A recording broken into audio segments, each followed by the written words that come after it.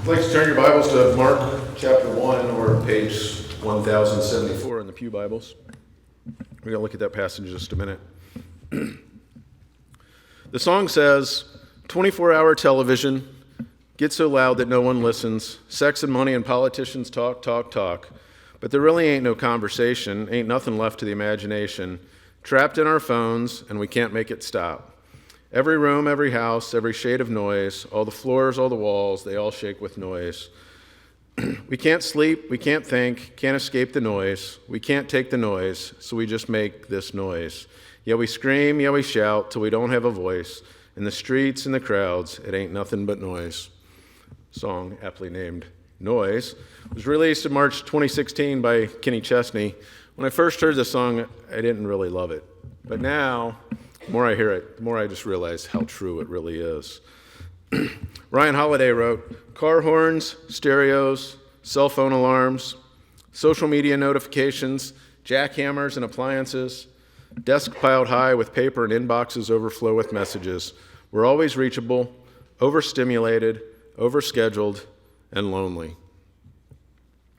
Too often we're afraid to disconnect, whether it's FOMO, the fear of missing out, or it's that we suddenly feel isolated. Whatever it is, we can't stop the noise. But it's not a new problem. Almost 400 years ago, whether it was Blaise Pascal, who was attributed with writing in 1654, all of humanity's problems stem from man's inability to sit quietly in a room alone. Or, near the same time, Jean de la Bruyere was accredited with saying, all of men's misfortunes spring from their hatred of being alone. For whatever reason, most people have never wanted to sit quietly, lost in their own thoughts.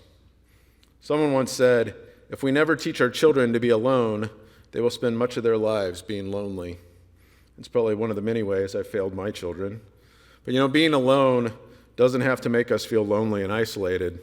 Ryan Holiday, in his promo for his book Stillness, wrote, we must cultivate the quiet, quell the turmoil inside us, to slow this mind down, to understand our emotions, to conquer our bodies.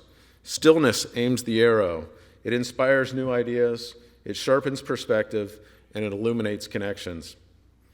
Whether we call it disconnecting or solitude, or one of the New Age terms like mindfulness or stillness, we need to take a break from the hurriedness of life.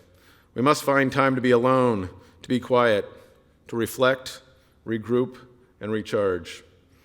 Remember, God originally gave us the Sabbath day to rest. Matthew Kelly, in his book of the same name, calls it the rhythm of life. He calls it the perfect combination of rest, activity, and pace. Kelly suggests we need to spend time to relax and recover, daily and weekly. Kelly suggests a daily hour of prayer and using the seventh day as a day of rest, reflection, and renewal. Jesus himself, God in the flesh, took time to step away. He didn't have to worry about the technology like we do, but he clearly had a need to get away and spend time with his Father.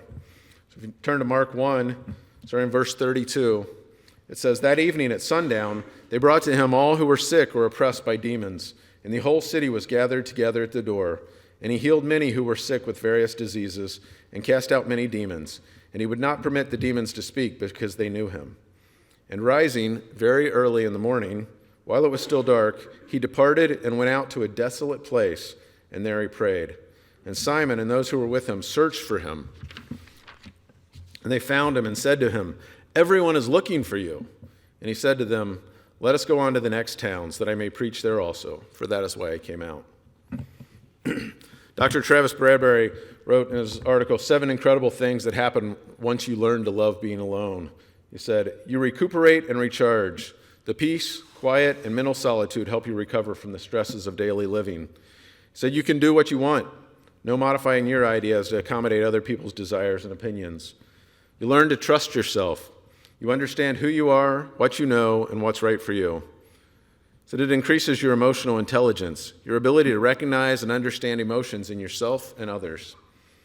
He said it boosts our self-esteem. It confirms that you are enough. He said you appreciate other people more. Absence really does make the heart grow fonder. and you get more done. You have less distractions and nobody telling you what to do. But maybe there are a few more. It gives you time to count your blessings. Maybe like you stop and watch the sunrise and the sunset. One great thing about this time of year, you can see them both, sometimes on my way to work and on my way home from work, right? Romans 1:20 said, "For since the creation of the world, his invisible attributes, his eternal power and divine nature have been clearly seen, being understood through what has been made." And we've been richly blessed. Let's take time to remember. It also helps us to focus on what's important. Helps us set some goals, measure our progress, read, think, pray. Colossians 3:2 says, "Set your minds on things that are above, not on the things that are on earth." And finally, it helps you to trust in the Creator and allows you to thank God for all that you have. Matthew 6:6, Jesus said, "But when you pray, go into your room and shut the door and pray to your Father who is in secret, and your Father who sees in secret will reward you." And in Luke 22, before Jesus was crucified, it says, "And he came out and went, as was his custom, to the Mount of Olives, and the disciples followed him. And when he came to the place, he said to them, 'Pray that you may not enter into temptation.' And he withdrew from them about a stone's throw and knelt down and prayed." Learning to spend some time alone is important. So let's all put down the phone, turn off the TV, go for a long walk, call a friend, read a book, thank, plan, reflect, and give thanks. If you have any needs tonight, please come as we stand and as we sing.